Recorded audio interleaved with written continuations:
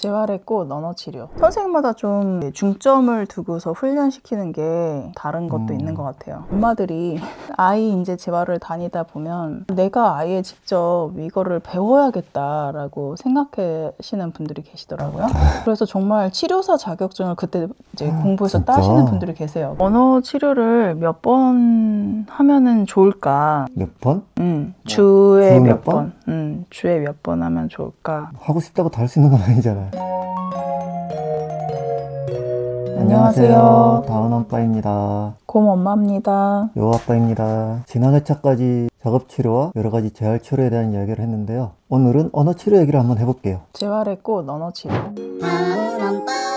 언어치료라고 하면 이제 언어를 가르쳐주나 보다 라고 생각이 되거든요. 기본적으로 말을 시작은 한 아이들을 상대로 하는 거지 않을까 라는 생각을 할 수 있을 것 같은데 어떤가요? 일정한 시기가 지나면은 발화가 돼야 되는데 또 우리 아이들이 이게 발화가 늦기 때문에 늦죠. 발화를 이제 할 수 있게끔 도와주는 것이기도 하고, 기본적으로는 예를 들면 장난감 같은 것들로 앞에다 놓고 뽀로로 그러면은 이제 다 완전히 발음을 하지 못하더라도 적어도 얘가 뽀로로고 뽀 이렇게만 발음을 하더라도 어쨌든 내가 표현하고 싶은 건 뽀로로야 라고 하는 사물이나 어떤 대상과 관련해 가지고 그거를 말로 이야기를 할 수 있게끔 틔워주는 거, 그게 우선 있는 것 같고. 근데 이제 말을 하기 전에는 언어라는 건 일단 기본적으로 언어는 말이지만 소통이라는 거는 비언어적 행동으로도 소통을 하기도 하잖아요. 교감하는 방법 초반엔 그런 것도 하고, 그러면서 동시에 입을 움직이는 거, 표 움직이는 거 이런 거에 대한 훈련을 하다가 처음에는 해봤자 아무 소용이 없는 것 같지만 그런 거를 계속 진행했던 게 이제 언어 치료에서 한 것 같아요. 선생님마다 중점을 두고서 훈련시키는 게 다른 것도 있는 것 같아요. 그러니까 예를 들면 우리 아이가 복지관에서 받는 언어 치료 같은 경우는 모방을 하고 소리 모방을 하고 버스다 그러면 버스라고 인지하고 버스라고 발음을 할 수 있게끔 하는 거에 좀 더 중점을 두어서 하신다면, 예전에 다른 또 기관에서 언어 치료를 좀 받아볼까 하고서는 상담을 받은 적이 있었는데, 그 선생님 같은 경우는 발음을 주로 또 이제 만들어주는 것에 중점을 두신 선생님이더라고요. 손에 장갑을 끼고 혀 모양을 입안에 넣어가지고 이렇게 다운 아이들이 입천장이 깊게 패여 있고 혀가 좀 두껍고 길고 이런 부분들 때문에 발음이 다 깨지거든요. 발음을 만들어주는 경우들도 있다. 그거에 초점을 맞춰서 언어 치료를 하시는 분들도 계시고, 그리고 지금 병원 언어 치료는 상호작용이 되냐 이런 거거든요. 그런 얘기를 하시더라고요. 어떤 표현을 하긴 하는데 그게 되게 일방적이고 상호적이진 않다. 의미를 담아서 그 단어를 내뱉는다기보다는 상대한테 전달할 목적으로 이야기를 하는 게 아니라 그냥 자기 말만 하는 그런 것 같아요. 그럼 언어 치료는 이제 이렇게 뭐 말을 배우고 발음을 배우고 그런 거를 잘 만들어 주기만 하면은 되는 치료일까요? 그런 건 아니라고 해요. 물리치료는 태어난 다음에 좀 얼마 안 있다가 시작이 되는 경우들이 많거든요. 그렇죠. 기기 뒤집기 이런 것도 다 동작을 입력해 주니까. 근데 언어치료는 어떤 시기가 좀 지나고 나면은 시작을 해요. 근데 그거를 어느 시점으로 잡을 거냐, 아이가 준비되었을 때라고 하거든요. 어떤 준비가 돼야 될까요? 그래도 어느 정도는 인지가 좀 올라와야 이거를 언어로 어떻게 소통할 것인가라고 하는 것을 재활을 통해서 치료를 하는 건데, 전혀 인지도 아직은 없고 내 몸 하나도 가누기가 되게 어려워 라고 한다면 그건 언어 치료를 할 수 있는 상태는 아니라는 건 거죠. 그래서 저희 아이 같은 경우는 언어 치료를 시작하는 시기를 언제로 잡았었냐면, 외계어로 옹알이를 하는 걸 조금 넘어서서 뭔가 지시하는, 예를 들면 나 저거 원해 라고 하는 거를 어느 순간 손가락으로 표현하는 경우들이 생겼어요. 말로는 잘 못 알아듣지만 행동으로 충분히 무슨 말인지 알겠는, 무언가 표현하려고 하는 그런 게 이제 보였을 때, 그럴 때 물론 이제 몸으로 다른 어떤 지시 언어나 다른 대체 언어로 표현을 해도 충분히 되지만, 말로 표현했을 때 좀 더 상대방이 더 알아듣기 쉽고 너의 요구가 더 잘 전달될 수 있어 라고 하는 걸로 언어를 주는 건 거죠. 그래서 그때 언어 치료를 받으면 적합한 시기다 라고 하는 조언을 들어서 그때 언어 치료를 이제 시작하게 됐죠.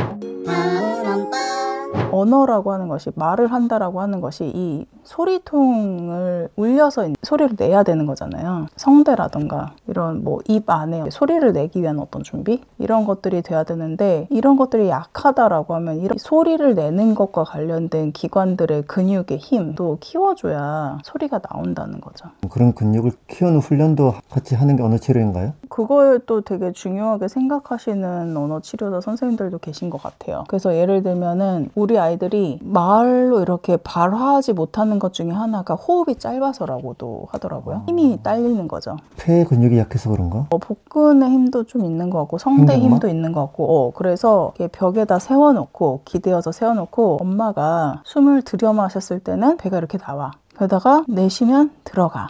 이런 것들을 손으로 이렇게 만져서 보여주기도 하고, 아이의 배를 놓고서 이렇게 들어갔다 날숨 들숨 하는 이런 것들도 인지하게끔 보여주는 것도 필요하다고 하고요. 엄마들이 아이 이제 재활을 다니다 보면 내가 아예 직접 이거를 배워야겠다라고 생각하시는 분들이 계시더라고요. 그래서 정말 치료사 자격증을 공부해서 진짜? 따시는 분들이 계세요. 그래서 다운증후군 아이들 부모님들 중에 언어 치료사가 실제 되신 분들이 있으시고, 그분들이 마음을 내주셔서 이제 강의를 몇 번 해주신 적이 있었는데, 어떤 분은 성대도 소리를 내기 위해서는 이렇게 데펴줘야 된다? 따뜻해져야 되나? 예열같이. 자기는 언어 치료를 하기 전에 꼭 아이의 몸이 준비가 되게끔 하는 거를 먼저 해주신다고 하더라고요. 근데 사실 치료 시간이 그렇게 길지 않기 때문에 그게 다 돈이잖아요. 그러니까 집에서도 좀 그걸 해주라는 건 거죠. 그래서 여기를 이렇게 따뜻하게 문질러서. 진짜 말 그대로 열을 내는 거군요. 그래서 아이 목욕을 할 때 이렇게 문질러 준다든가, 부드럽게 목욕하고 나서 로션 바를 때 따뜻하게 손으로 문질러 준다든가. 내가 소리를 이렇게 낼 수 있어 라고 하는 걸 연습시키는 거에 여러 가지 뭐 방법들이 있는데, 풍선 분다던가 이제 빨대로 불어서 이제 공을 밀어낸다던가, 카주라는 악기가 있는데 그걸 부는 연습을 하는 것도 도움이 된다. 카주라는 게 입에 물고 말을 하면은 소리가 나는 악기거든요. 성대가 울릴 때 소리가 나기 때문에. 그래서 그 성대를 울리는 거를 연습시켜주기 위해서 그 카주를 불라고 해요. 근데 이제 지금은 말하는 게 되게 중요하니까 이것만 언어 치료에 들어가는 것 같지만, 사실 글을 쓰는 것도 언어 치료에 들어간다. 글도 언어니까. 말만 언어가 아니라. 언젠가는 그것도 이제 해야겠죠? 하게 되겠죠. 아직까지는 말이라도 좀. 그래서 언어 치료가 제일 늦게까지 하는 것 같아요. 근데 이게 되게 안타까운 게 뭐냐면, 고등학생 정도까지는 언어 치료의 바우처가 지원이 돼요. 근데 성인이 되면 끊기는 거예요. 왜? 알 수 없지만 어쨌든 제도가 뭐 그렇다는 거죠. 그래서 그래도 제도 교육 안에 있을 때는 계속 언어 치료를 받는다던가, 아니면 어쨌든 학교를 다니잖아요. 그러니까 사회생활을 하면서 사람들과 의사소통하는 것이 계속 연습이 되기도 하고, 그런 게 이제 체화되기도 하는데, 성인이 되는 순간 언어 치료도 끝나는 거예요. 재활이 되지 않다 보니까 오히려 그때 퇴행이 오는 경우도 있다고 하더라고요. 근데 아까 언어 치료가 성인 되기 전까지는 바우처가 나오고 성인 이후로는 바우처가 안 나온다라고 얘기했는데, 그럼 지금 시작한 언어 치료를 성인 때까지도 계속 언어 치료를 해야 된다는 얘기인가요? 그러면 좋겠죠? 성인이 될 때까지 지원이 되면 좋겠어요. 복지관 유튜브를 보거나 다음 복지관에 갔을 때 만나는 다른 청소년이나 성인 다원인들을 옆에서 보면, 우리 아이도 걷는 거, 팔다리 움직이는 거, 이런 거는 비장의 아동보다 늦어서 그렇지 뭐 좀 지나면은 크게 문제없이 움직이겠구나, 이런 생각이 들어요. 근데 이제 말은 발음이 좀 깨지거나 부정확하거나, 어떤 분들은 조금 귀를 기울여야 알아들을 수 있고, 어떤 분들은 알아듣지 못할 정도는 아닌데 발음이 정확하진 않고, 그런 분들이 많더라고요. 발음이 매우 좋은 분들을 찾아보기가 거의 힘들 정도로. 그래서 우리 아이도 언어는 치료가 잘 돼서 다른 사람들과 의사소통하는 거에 큰 어려움은 없는 정도는 됐으면 좋겠다. 아직까지는 어린아이다 보니까 그런 상상을 좀 하게 되는 것 같아요. 언어 치료를 몇 번 하면은 좋을까? 몇 번?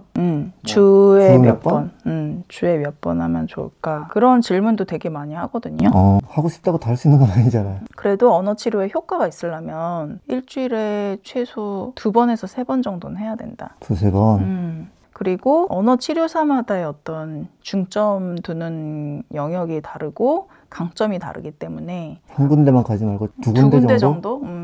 두 군데 정도로 해가지고 뭐 여기서 뭐 한 1, 2회 그다음에 여기서 주 1, 2회 정도 이렇게 합쳐서 2, 3회가 되고. 그렇게 하면 좋다 이런 얘기를 해주셨고, 또 이제 너무 한 치료사와 오래 하게 되면은 또 너무 익숙해지는 관계가 되니까 이제 바꾸어 준다든가 이런 얘기를 해주셨는데, 그래서 언어 치료도 지난번 여러 가지 재활 치료의 횟수나 정도 이거를 결정을 할 때에 각자 케이스 바이 케이스로 다를 수 있겠지만 아이의 인지의 정도, 발음이라던가 신체 발달의 정도, 체력 이런 것들을 다 고려를 해서 언어 치료를 시작하는 시기를 잡으시거나 횟수를 정한다던가 하면 좋을 것 같아요. 언어 치료 안에서도 되게 영역이 무궁무진한 것 같아요. 저희가 경험하지 못하거나 간접 경험도 아직 좀 부족한 부분들에 대해서는 얘기를 다 드리지 못한 부분도 있을 거라서, 언제나 마찬가지지만 저희가 이 분야에 아주 전문가라서 막 이렇게 얘기를 드리는 건 아니니까 이 영상을 보시는 다원엄빠 분들의 자기 아이의 상태와 상황과 여러 가지를 고려해서 자세히 알아보시고 가장 최선의 선택을 하시기를 바랍니다. 네, 그럼 오늘 언어 치료 얘기도 여기까지 마무리하도록 하겠습니다. 그런데 여기서 저희 다원엄빠 채널은 당분간 좀 쉬는 시간을 가지고요, 조금 더 준비해서 좀 재정비하고 다시 돌아오도록 하겠습니다. 그럼 지금까지 다원엄빠였습니다. 안녕. 안녕.